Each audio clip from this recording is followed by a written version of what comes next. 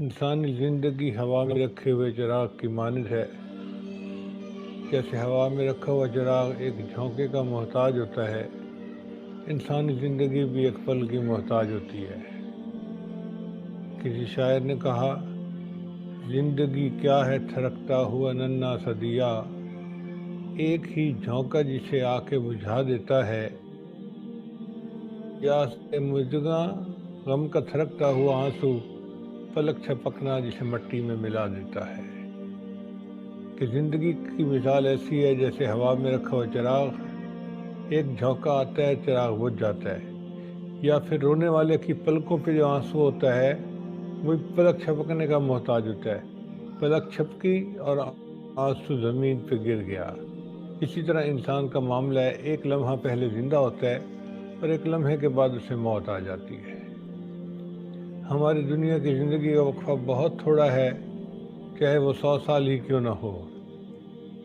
زندگی انسان کی ہے مانند مرغ بے نوا، زندگی انسان کی ہے مانند مرغ بے نوا، شاخ پر کچھ دیر بیٹھا چہچہایا اڑ گیا۔ جیسے پرندے کی مثال ہوتی ہے کہ وہ اڑ کر آتا ہے، تھوڑی دیر درخت پر بیٹھتا ہے، چہچہانے کے بعد واپس چلا جاتا ہے۔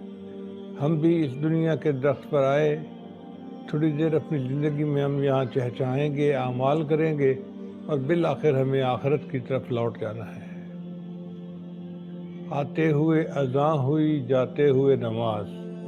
اس لیے بچہ جب آتا ہے تو اس کے ایک کان میں اذان اور ایک کان میں اقامت کہی جاتی ہے۔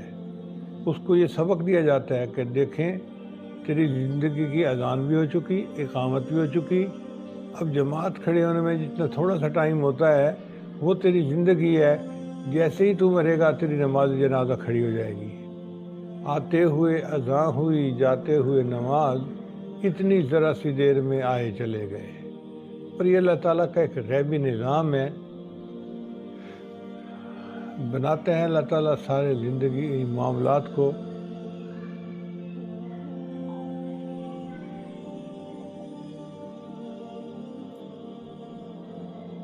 بہار دنیا ہے چند روزہ، نہ چل یہاں سر اٹھا اٹھا کر۔ بہار دنیا ہے چند روزہ، نہ چل یہاں سر اٹھا اٹھا کر، خدا نے خود ہی مٹا دیے ہیں ہزاروں نقشے بنا بنا کر۔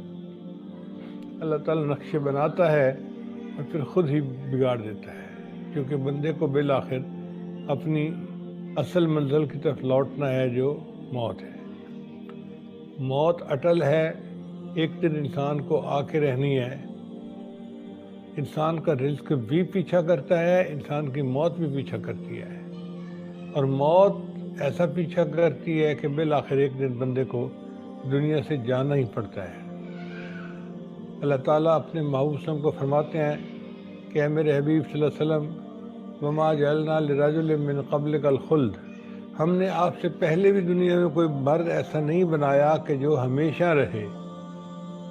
آپ غور کیجئے، اگر موت کو دولت کے ذریعے سے ٹالا جا سکتا تو قارون کو موت نہ آتی، اگر موت کو حکومت کے ذریعے سے ٹالا جا سکتا تو فرعون کو موت نہ آتی، اگر موت کو حسن و جمال کے ذریعے سے ٹالا جا سکتا تو یوسف علیہ السلام کو موت نہ آتی، اگر موت کو اخلاق عظیمہ کے ذریعے سے ٹالا جا سکتا تو ہمارے آقا صلی اللہ علیہ وسلم کو کبھی موت نہ آتی، اگر موت کو محبتوں کے ذریعے سے ٹالا جا سکتا کوئی ماں اپنی آنکھوں کے سامنے جوان بیٹے کو نہ مرنے دیتی، اگر ماں کو اگر وفاؤں کے ذریعے سے موت کو ٹالا جا سکتا کوئی بیوی اپنی آنکھوں کے سامنے جوان خامند کو نہ مرنے دیتی، مگر ہم نے تو ایسے منظر دنیا میں دیکھے ہیں، جوان بیٹا لیٹا ہوا ہوتا ہے اور بوڑھی ماں اپنے تھرکتے ہاتھوں کے ساتھ اس آنکھوں کو بند کر رہی ہوتی ہے۔ اس ماں نے کبھی سوچا بھی نہ تھا کہ میری زندگی میں ایسا وقت آئے گا کہ میں خود اپنے بیٹے کی آنکھیں بند کروں گی، مگر اللہ کا یہ بنایا ہوا نظام ایسا ہے کہ انسان کو اس کے سامنے سر تسلیم خم کرنے کے سوا چارہ نہیں۔ اس کا ایک ہی طریقہ ہے کہ انسان اپنی موت کے لیے تیار رہے۔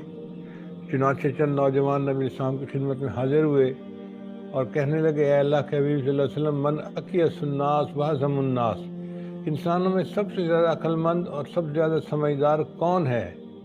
نبی صاحب نے فرمایا کہ اکثر ہم ذکر للموت، وہ جو موت کو کثرت کے ساتھ یاد کرتا ہو، وہ اکثر ہم استعداد للموت، اور جو موت کی کثرت کے ساتھ تیاری کرتا ہو، اولئک الاکیاس، یہ ہیں عقل مند لوگ، ذہبوا بشرف الدنیا و کرامت الآخرہ، دنیا کی شرافت اور آخرت کی بزرگی یہی لے گئے۔ چنانچہ موت کی تیاری کوئی ڈنڈ بیٹھ کے نکالنے کا نام نہیں ہے، کوئی ورزش کرنے کا نام نہیں ہے، کوئی ورک آؤٹ کرنے کا نام نہیں ہے۔ موت کی تیاری یہ ہے کہ انسان اپنے گناہوں سے معافی مانگ لے اور نیکی بھری زندگی گزارنا شروع کر دے اور اپنے اخلاق اچھے کرے، اگر کسی کا دل دکھا ہے تو اس سے معافی مانگے۔